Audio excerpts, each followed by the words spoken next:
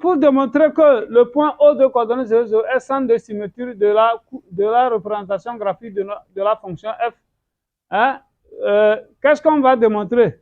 On dit que le point O de coordonnées 0, 0 est centre de symétrie de la courbe de f si et seulement si f est une fonction impaire, d'accord? Donc nous allons montrer que la fonction f est impaire.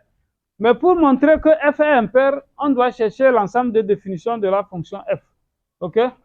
Ici, A est un réel non nul quelconque. Maintenant, nous savons que x appartient à l'ensemble des définitions si et seulement si A plus x sur A moins x est strictement positif. OK? Voilà. Alors, donc, nous allons résoudre cette inéquation. Mais pour résoudre cette inéquation, les contraintes sur l'inconnu, c'est que le dénominateur A moins x doit être différent de 0, c'est-à-dire x différent de A. Maintenant, pour le numérateur, si on pose A plus x égale à 0, nous avons x égale à moins A. Donc, nous allons maintenant faire un tableau de signes. OK? Bien, mais pour faire le tableau de signes, entre moins A et A, on doit ordonner moins A et A. Mais comme on nous dit A est un réel non nul, nous ne connaissons pas le signe de A. OK? Donc, c'est là où il faut faire vraiment très attention. On ne connaît pas le signe de A. Par exemple, prenons A égale à... si A est positif, il est clair que A est supérieur à moins A. Mais si A est négatif, par exemple, si nous prenons A égale à moins 2, par exemple, vous voyez que si A est égal à moins 2, moins 2 devient, en ce moment-là, moins 2 devient 2. Et ici, on a moins 2. Donc, en ce moment, c'est moins A qui est plus grand que A. OK? Donc, pour chercher, pour dresser le tableau de signes, nous devons discuter selon le signe de A. Si A est positif, voilà, le tableau de signes sera le suivant. OK, on a X. Voilà. A plus X. A moins X.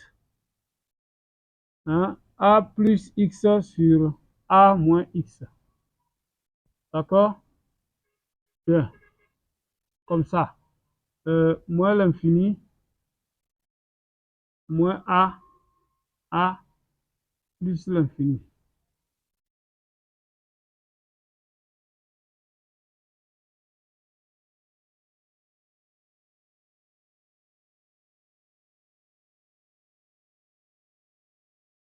Bien, le dénominateur, on a dit x différent de A, on peut mettre 2 traits pour indiquer que x, on peut mettre 2 traits pour indiquer que x ne prend pas la valeur A. Bien, le signe de A plus x. A plus x s'annule au niveau de moins A. Donc, à gauche, on prend le signe contraire du coefficient de x. On a moins, plus. D'accord? Maintenant, A moins x, lui, s'annule ici, au niveau de A. À gauche, on prend le signe contraire du coefficient de x. Faites vraiment attention. Donc, ici, comme c'est moins x, ça veut dire que le coefficient de x est moins 1. Donc, on prend son signe contraire à gauche. Ça fait plus. OK? Et moins ici. Maintenant, quand on fait moins divisé par plus, c'est-à-dire c'est tout comme on fait moins fois plus aussi. Donc, on aura ici moins, plus fois plus fois moins, ça fait moins. D'accord? Voilà. Donc, nous cherchons là où c'est strictement positif. En ce moment, nous voyons que l'ensemble des définitions de f est alors l'intervalle ouvert moins A à A. D'accord? Voilà. C'est l'intervalle ouvert moins A à A. Bien. Maintenant, si A est négatif, vous verrez que en ce moment, nous aurons A et moins A par la droite. D'accord? Voilà. Donc, vous refaites la même chose, hein, le même tableau, sauf que vous, bon, de toute façon, on va le faire. C'est mieux comme ça.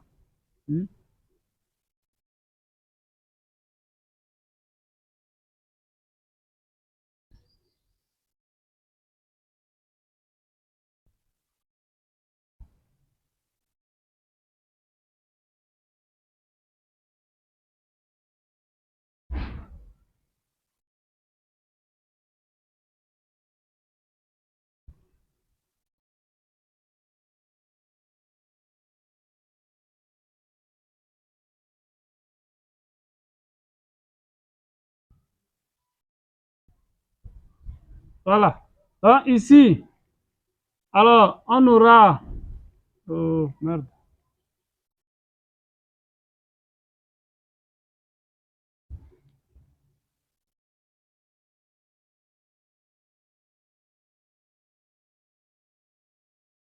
Voilà, je dis si A est négatif, en ce moment A est plus petit que moins A, parce que moins A sera positif et maintenant A est négatif. Donc,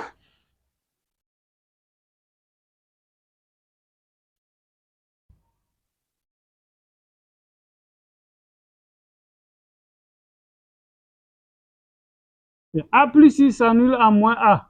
À gauche, on a le signe contraire moins, moins et plus à droite. Maintenant, A moins X, lui, il s'annule ici. À gauche, on a le signe contraire. Donc, on aura plus, moins et moins. Mais quand on fait moins fois plus, ça fait moins. Ici, ça fait plus. Plus fois moins, ça fait moins. Voilà. Donc, là encore, l'ensemble des définitions est simplement l'intervalle ouvert, voilà, A moins A. OK? Voilà. Donc, c'est l'intervalle ouvert A moins A. Donc, finalement, pour englober les deux situations, OK? Voilà. Puisque A est un réel non nul, nous allons dire tout simplement que pour tout réel A différent de 0, l'ensemble des définitions de F peut s'écrire comme ça. Ça fait moins la valeur absolue de A à valeur absolue de A. Voilà. Donc, ça fait l'intervalle ouvert moins valeur absolue de A à valeur absolue de A. En ce moment, hein, que A soit positif ou négatif, il n'y aura plus de problème. D'accord? Voilà donc, en gros, l'ensemble de définitions de cette fonction. Soit X élément de DDF, moins X appartient à DDF et on a, voilà, F de moins X égale à quoi? F de moins X, ça fait moins X plus, hein, nous remplaçons X par moins X, hein, au niveau de la fonction F, plus ln de A plus moins X sur A moins X. Maintenant, ça nous donne quoi alors? Ça fait moins X plus ln de...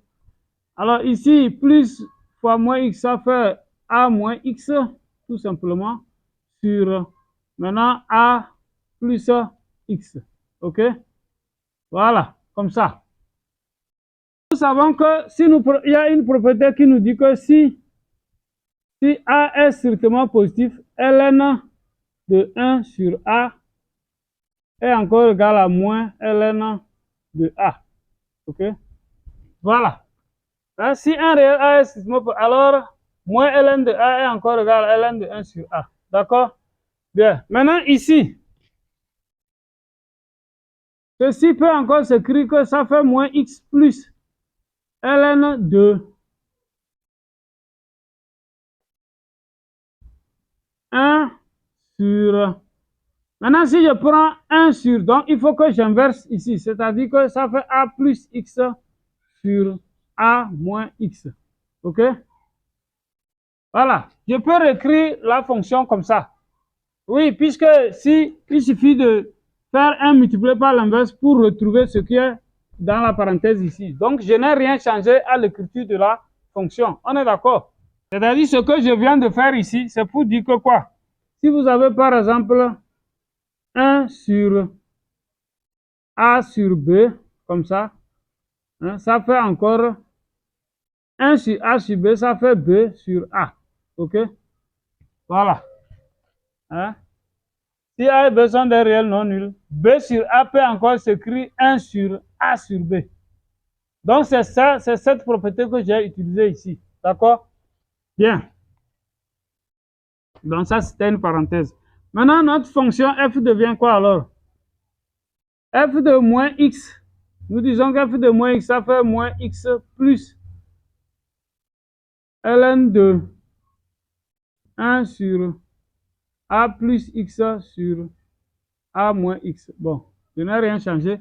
Maintenant, nous allons appliquer la propriété qui est ici. Hein? On nous dit que ln de 1 sur a, ça fait moins ln de a. D'accord? Hein? Ln de 1 sur A, ça fait moins ln de A. Nous allons appliquer ça ici. Donc, pour cela, nous allons écrire que ça fait moins x moins, moins ln de. Voilà. On dit ln de 1 sur A, ça fait moins ln de A. Donc, ça fait moins ln de A plus x sur A moins x. D'accord? Voilà. Maintenant, si nous mettons le moins en facteur, d'accord? Si nous mettons moins 1 en facteur, donc on aura moins entre parenthèses. Maintenant, moins x, on aura alors x plus ln de A plus x sur A moins x. OK? Voilà.